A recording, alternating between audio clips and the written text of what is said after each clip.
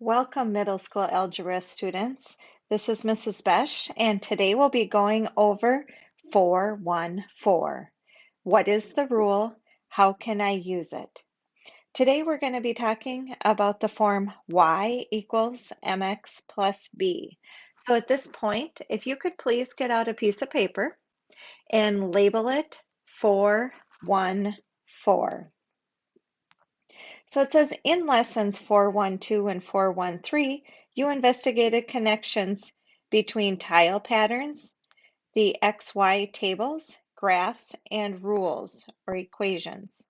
Today you'll use your observation about growth and figure 0 to write rules for linear patterns and to create new tile patterns for given rules. Please label your paper 4-30. With your team, list some of the equations you've been working with in the past two lessons. What do all of these rules have in common? So if you go back through your notes for chapter 4, when we were in section 411, we discussed the equation y equals 3x plus 4. And then when we were working in 412 and 413, there were four equations that we worked with. The first one was y equals 4x plus 2. The second one was y equals 4x plus 1. The third was y equals 4x plus 3.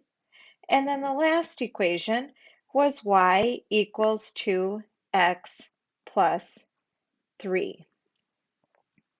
So now when we look at those equations, we have to look at what do they have in common. Well, first of all, we can see they all begin with y, and then they're all in the form where there's some number and then x, and then plus another number. Now please label your paper 4-31. Understanding y equals mx plus b. Rules for linear patterns can be written in the form y equals mx plus b. In y equals mx plus b, x and y represent variables, while m and b represent parameters. Parameters are numbers that stay the same in the equation after they are chosen. Discuss these questions with your team. A. What does M tell you about the pattern? And B. What does B tell you about the pattern? At this time, I would like you to go back and look at the work that you did in section 412 and 413 and see if you can find some patterns. When you think you found some patterns, please come back to the video. Well, what does M tell you about the pattern? M tells you how it is changing, or it tells you the rate of change. And then for B, what does B tell you about the pattern? Well, B tells you the starting point,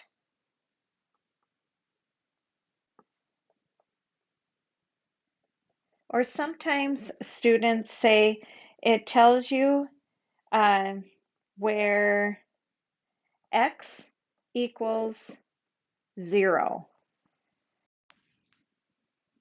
Many times throughout this book, we've also been talking about that place as to where figure 0 is, or how many blocks figure 0 has. Please write down on your paper 4-32, graph rule. Alicia claims she can find the equation of a line by its graph without using a table. How is this possible? Discuss this idea with your team and then try to find the equation of the line at the right without making a table. Be ready to share with the class how you found the rule. So please pause this video and take a moment and see if you can come up with the equation of the line. So the rule that I am going to use, or the equation, is I'm going to use y equals mx plus b. And so remember what we talked about earlier was that the b is the figure 0, or it's when x equals 0. Well, where x equals 0 is anywhere along the y-axis. So where x is 0 is going to be at 1, or in other words, the starting point is 1. So I know that my b is going to be 1. Now I have to try to figure out my m. Now remember, my m is my rate of change. So when I go to my graph, I can see that every time I am moving over to the next number, I'm going up by 1, 2, 3. So for each new figure, I'm going up by 3. So my rate of change is 3. Sometimes people will say 3 over 1, because when we try to find the rate of change, we have to look first, how much is it going up, and then how much is it going over. But we know that 3 over 1 is the same thing as 3. So my equation would be y equals 3x plus 1. Please write 4-33 on your paper. Table to rule. Alicia wonders if she can use the idea of m and b to find the equation of the line from this table. A, for example, if she knows the information about a linear pattern given in the table below, how can she find the equation of the line? Work with your team to complete the table and find the rule.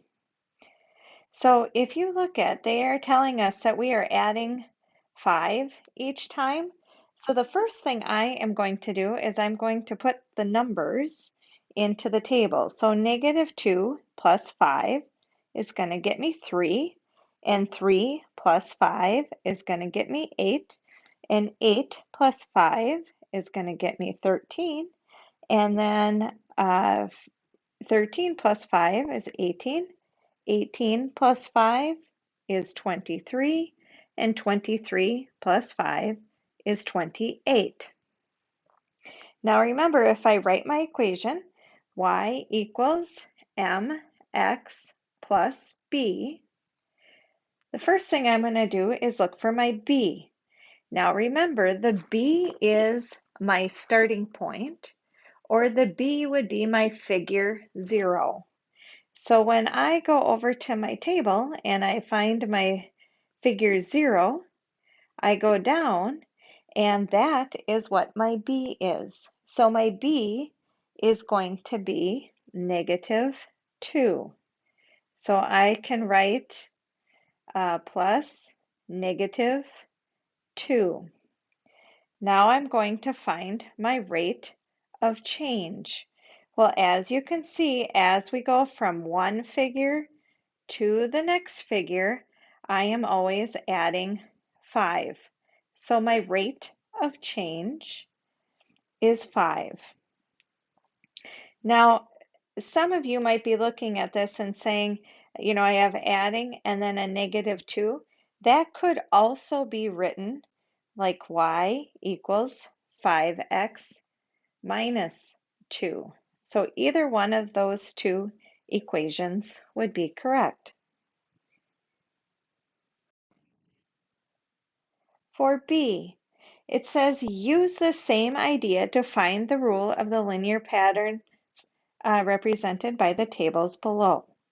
So what I would like you to do at this time is please hit pause on the video and work these two out and see if you can come up with the equation or with the rule for both of them. And then please write a summary statement explaining how you used your knowledge about M and B.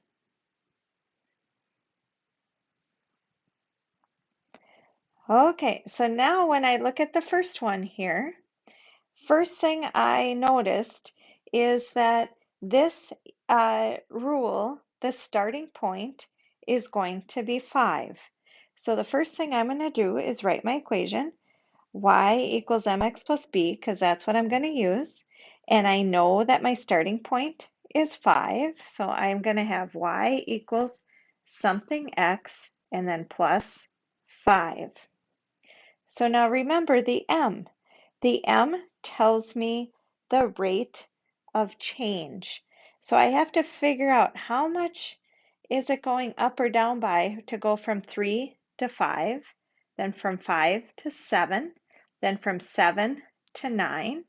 And what I noticed is each time I am going up or I am adding 2. So my rate of change is 2.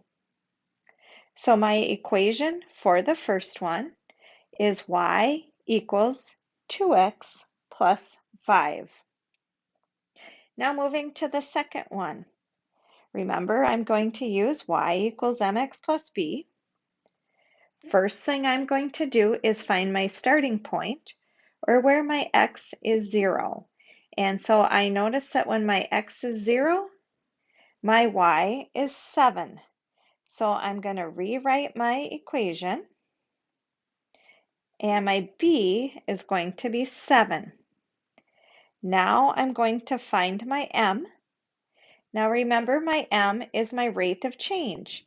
And what is it changing by as I go up by 1? What is my y changing by?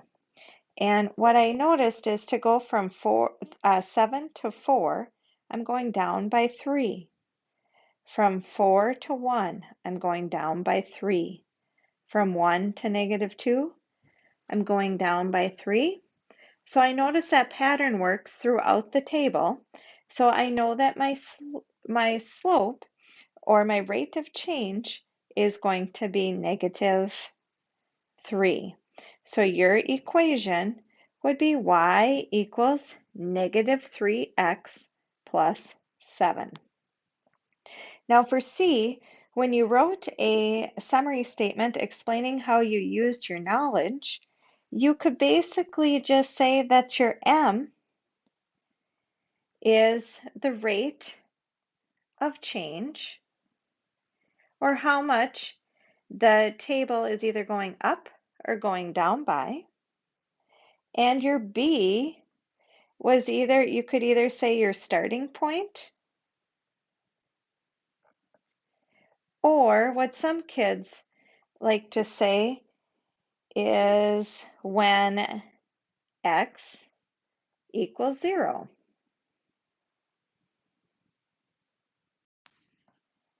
At this time, you are ready to start your homework. So just remember, if you're using your online book, your homework problems can be found in section 414. Otherwise, if you're using the textbook, the page where the homework starts is page 164. And your homework problems for today are 4-37 through 4-41.